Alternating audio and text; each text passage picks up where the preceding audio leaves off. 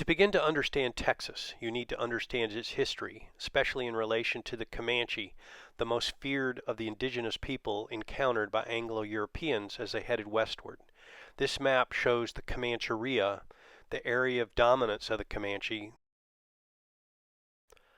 Presidio de San Saba in Menard, Texas, was built in 1757, but was abandoned by 1772 due to the constant pressure from the Comanche, who were credited with keeping the Spanish out of Texas. Jim Bowie visited here around 1831, carving his name in the guard post.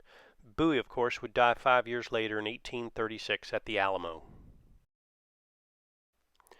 In 1833, John Parker led 5 families from Illinois down to what is now Groesbeck, Texas, to build a new life, and built Fort Parker. Parker made treaties with local indigenous people, but as they were subservient to the Comanche, these treaties had no standing. In 1836, just 3 years later, 500 Comanche and Kiowa warriors surrounded the fort, killing a number of inhabitants. A number escaped, but kidnapping Cynthia Ann Parker and her brother John.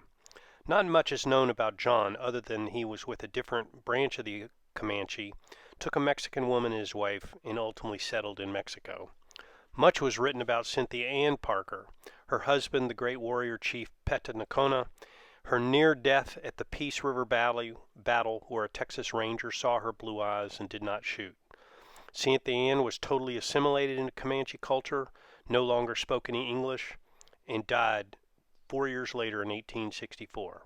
A sad, tragic figure, as she was never accepted back into white society, as that society had a blame the victim mentality.